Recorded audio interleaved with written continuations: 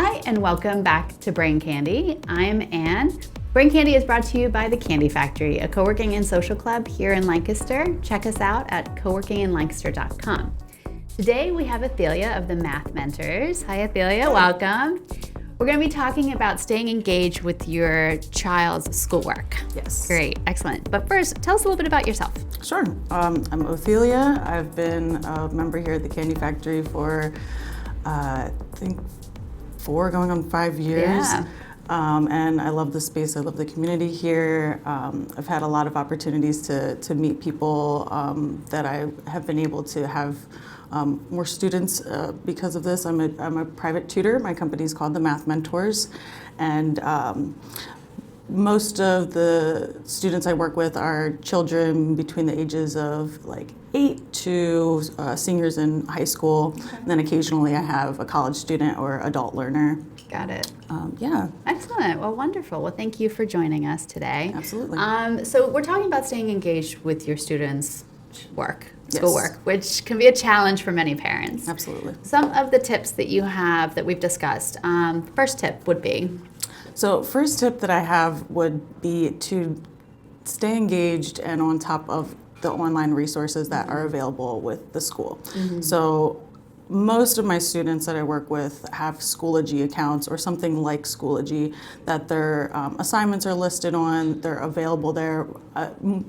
Over the years, it seems like more and more teachers are putting most of the assignments that they're going over in class online also. So you Gotcha. you can download the PDF and check it out online.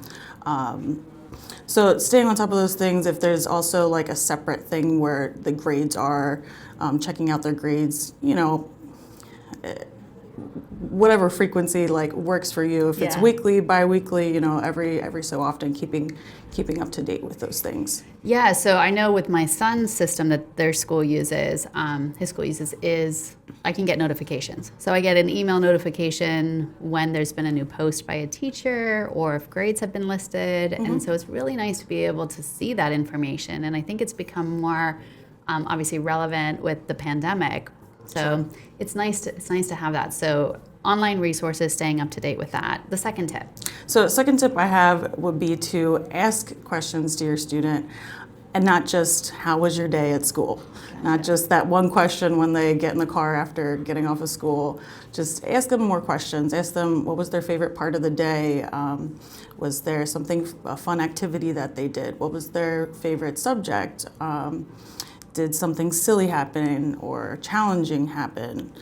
Or was there anything even negative that happened? Did you have any bad interactions that day with a fellow student?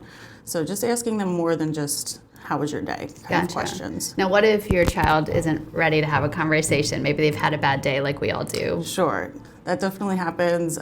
So I advise to just allow there to be some space between the two of you or however many students that you have. Let them have that space to let their day process if they just got off of school, and give them a few hours, even if that day isn't the best day, to like fully ask them about how every single grade is going, then just put it off. But as quickly as you can, get back to them and say, do you want to talk through what happened today?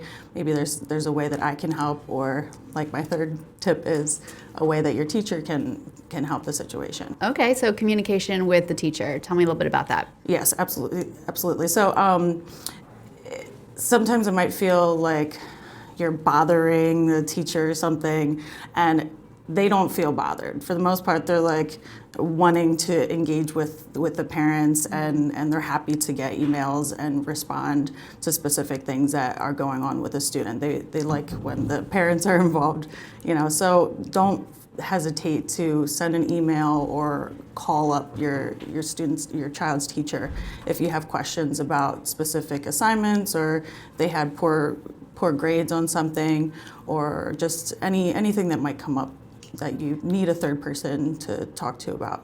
Which is great, because I think the communication early on too, if a student is struggling, that teacher can help them navigate things better, and then maybe even look into a tutor if they need it, Exactly. especially for math. So excellent, all wonderful tips. Thank you for sharing. Thank you so much, Anne. I Yeah, this was appreciate it. great.